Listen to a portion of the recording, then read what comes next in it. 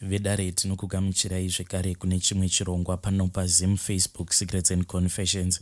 Tadzoka zvekare nemamwe mamessages. Regai tibva tapinda mumamessages edu atadzoka takakubatirai. Meseji yedu yekutanga yakamira sekudai so. Anzi mukomanashi makadii zvenyu. Please post my story. Asi ndiri kukumbirawo kuti kana mava kuposta nyaya yangu, please hide my identity. Mukomanashi, nyaya yangu yakamira sekudai so. Murume wangu anoita basa rekutenga goridhe neshamwari yake vari 2 ende vanofamba munzvimbo dzakasiyana siyana vachienda kunotenga goridhe. Saka murume wangu anoshandira shamwari yake nekuda kwekuti shamwari yake ndiye ane mari yakawandisa kudarika iyo ine murume wangu. Vanhu ava vanowirirana zvekuti hakuna anokwanisa kuvaparadzanisa.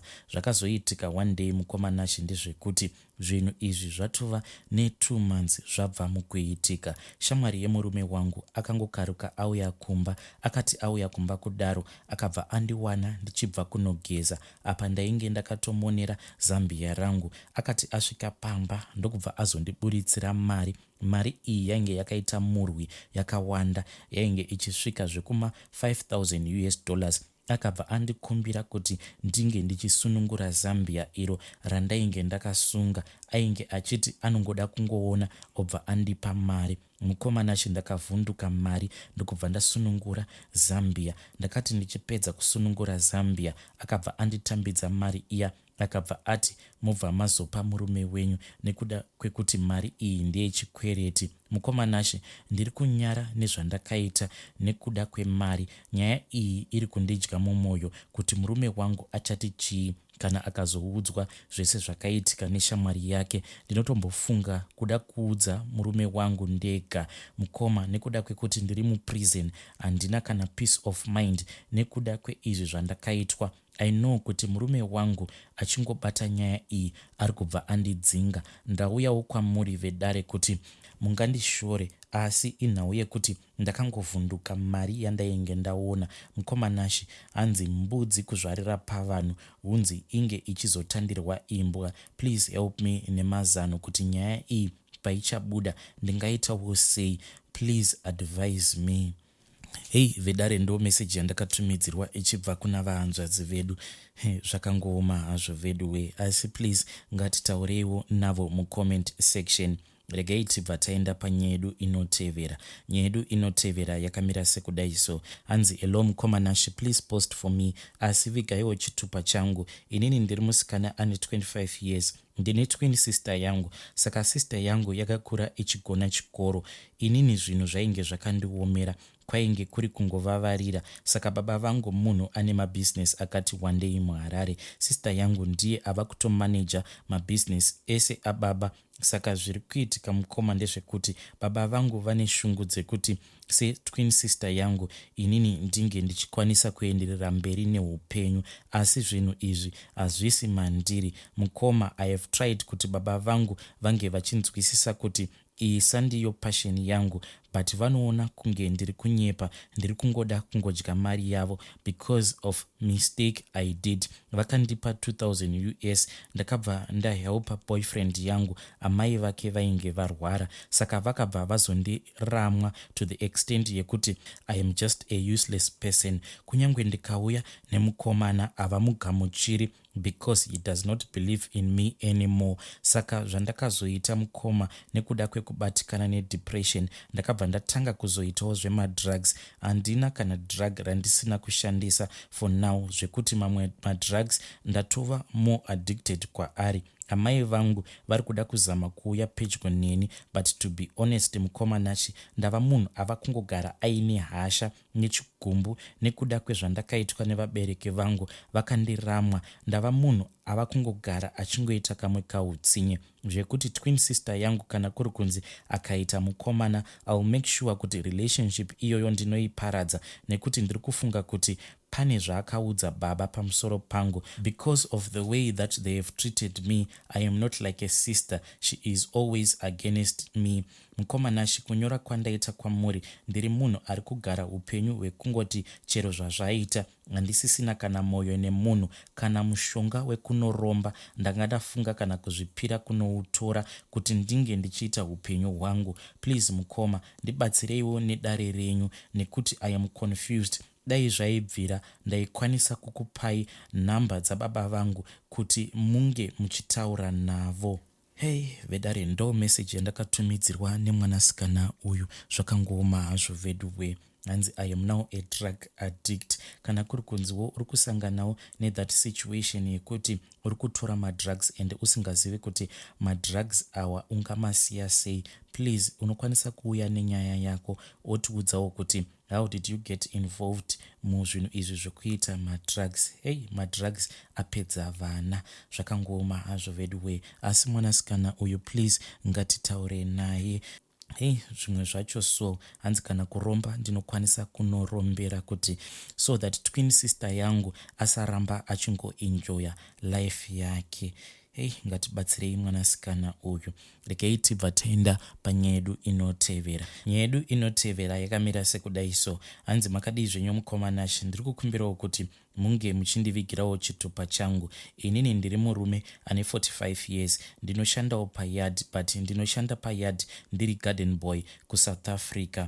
Boss wangu anogara kuno kuSouth Africa, ndiko kwaanoshanda. Nyaya yangu zvizere yakamira sekudai. Mukoma, pacho pandinoshanda ndinogara nemukadzi wemurungu nevana vake vasikana. Mukoma, ndava ne6 years ndichishanda apa. Boss wangu anondibhadhara zvakanaka. Vana vangu vanotobhadharirwawo school fees. Mukoma nashi, boss vangu ndivo vakatonditoresawo drivers license. Mukoma, pabasa pangu ndigere, asi pana Satani ari kuda kundifurira kuti ndinge ndichiita zvakaipa. Mukadzi wabosi wangu ari kuda kuti ndinge ndichiita bonde naye, saka ndiri kuramba. Ari kunditi kana ukaramba ndinoudza bosi vako kuti pandainge ndichiperekedza mwana kuchikoro ndakambomupfimba. Mukoma, basa iri ndihwo upenyu hwangu. Bosi vangu ndinovaziva mukoma, ndinotya kuti kana ndikangogara ndarara nemudzimai wavo, kana kuri kunzi vakazozvinzwa zvinhu izvi vanokwanisa kuzondiuraya kana vakaudzwa nezvenyaya iyi. Mukoma,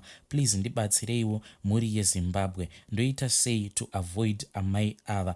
I love my job. Handidi kana kumborasikirwa naro basa rangu. Ndiri kukumbirawo mazano. Kana zvanga zviri kunzi vanhu ava hatibvi navo kumusha, ndainge ndichiti zvimwe kuda ndinokwanisa kungoita madhiri navo amai ava, but tose tiri maZimbabweni. Saka now ndava kutya kuti kana ndikangogara ndasangana pabonde nemudzimai wabosi vangu, maybe nyaya iyi mukoma inokwanisa kuzongoramba ichingoenderera kumberi, because sometimes mukadzi wabosi wangu kana ari kuZimbabwe anotomboshanyira mudzimai wangu. Saka ndiri kutya kuti kana ndikangogara ndasangana naye pabonde, ko chii chinozoitika mune ramangwana?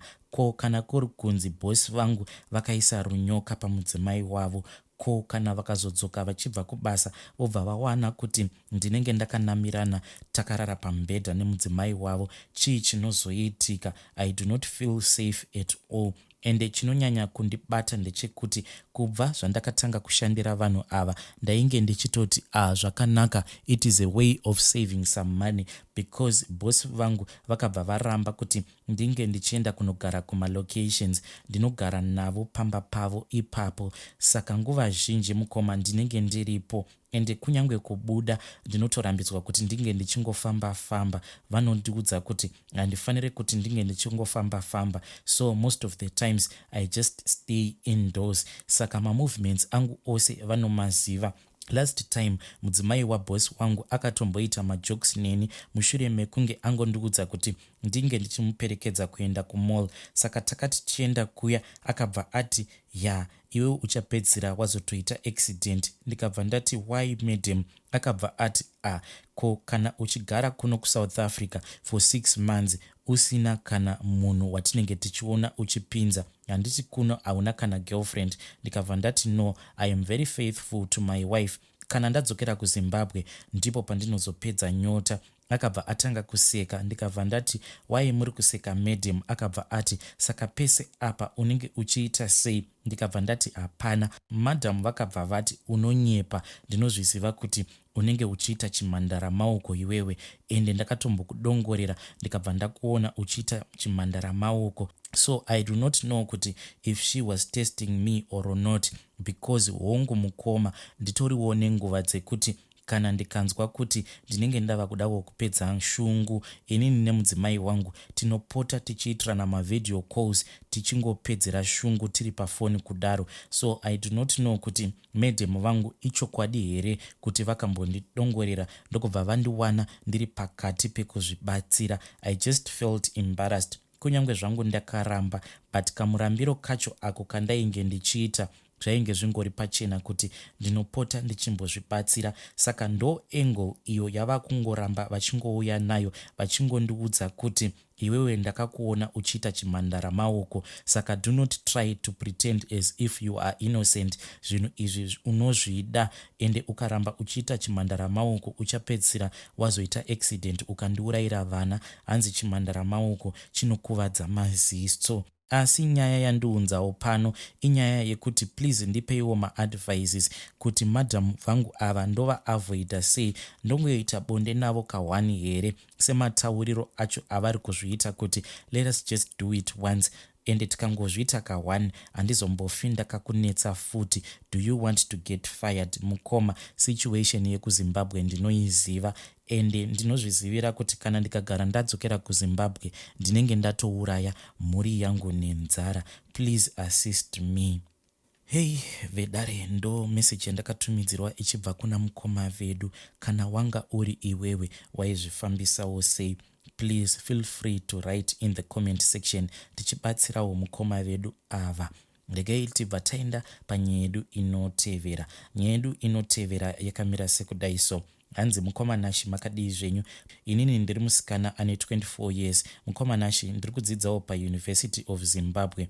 Mukoma ndiri musikana uyo anoitawo zvemashuga daddy, ndivo vandinodanana navo ndichipiwawo mari, nekuti upenyu hwangu ndiri munhu ane pride ende ndinofarira kumhanyidzana nefashion.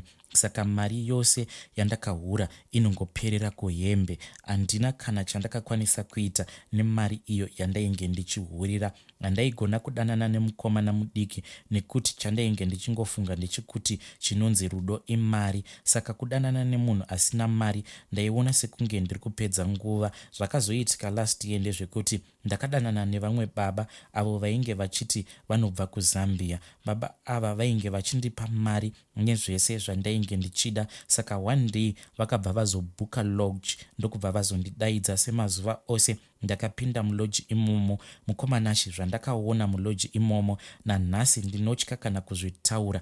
Ndakaona kuti baba ava vainge vaine nhengo yavo, but nhengo yavo iyi mukoma yainge yakazara mamwe mazironda ainge ari fresh. Mazironda mukoma, nhengo yavo yainge ichityisa. Ndakati ndatarisa nhengo yavo ndava kuramba kuda kuita bonde navo. Vakabva vazondiofa $2,000 kuti ndinge ndichiita bonde navo, but vakabva vati ivo havadi kana kuita bonde, vakadzivirira nini. Saka mukoma ndakambotanga ndaramba, but ndakabva ndacalculata kuti $2,000 imari yakawanda. Neruchiva ndakabva ndabvuma, ndakaspenda all night nababa ava. Vakabva vandipa mari yangu ndikabva ndabuda. Mukoma, kubva zuva randakasangana pabonde nababa ava ndakabva ndatanga kungo experience mabad dreams. Ndaiva munhu ainge akasimba, ndakazvarwa ndakanyatsosimba zvekuti unonyatsokuona kuti ya apa paita zvemukadzi, asi ndiri kungoperezeka sezviya zvinoita mombe kana yadya plastic semunhu ane HIV. Asi ndakatombozama kuti ndinge ndichienda kunotestwa. Ndaenda zvekare, but matest ose ari kungobuda achirakidza kuti I am HIV negative. Hapana kana chirwere chiri kumbobatwa pandiri. Kana mukandiona mukomanashi, sometimes vhudzi rangu rinokwanisa kungotanga kungoyerera semunhu ari kurwara. Now ndava kungogara ndakangogerwa kana kungogara ndakapfeka wig, because vhudzi rangu ndinokwanisa kungoti ndichingokwenya mumusoro. Pandinozotarira kudai ndinobva ndatoona kuti ruoko rwangu runenge rwakatozara nevhudzi nekuti vhudzi rangu rava kungogara richingoyerera. Mukomanashi, my life is in danger. Maybe baba ava vandakasangana navo vakandishandisa kuita money making rituals. Please mukomanashi, help me, mundisvitsirewo nyaya yangu kune vedare, ndiwanewo munhu anokwanisa kundibatsira. Handizivi kuti vabereki vangu ndingavaudza ndichiti kudii, nekuti ivo vainge vachishingirira nepose pavanogona napo kuti ndinge ndichienderera mberi nechikoro. Asi nekuda kweruchiva ndazopinda muna taisireva. Ndinoda kubatsira vamwe vasikana vari kunze kuti you reap what you sow. Kana wapiwa mukana wekuenda kuchikoro zvikoshese. Mukomanashi, dzimwe nguva ndinotorota ndichitoyamwiwa nenyoka. Ndaikumbirawo mhuri yeZimbabwe kana paine muprofita wamunoziva andibatsirewo. Please mukomanashi, ndibatsirei, ndatambura inini. Vedare, ndo message yandakatumidzirwa nemwanasikana uyu a couple of weeks ago. Zvakangoma hazvo veduwe. Kana kuri kunzi ndinenge ndisati ndavhurawo chat rako, it is not like ndinenge ndichikuignore, asi mamessages acho ndo akati one day. Please just be patient. Chat rako ndichazorivhura, then I will share your story. Vedare, ndo mamessages andanga ndakakubatirai. Ngatisanganei zvekare mune zvimwe zvirongwa zvinotevera.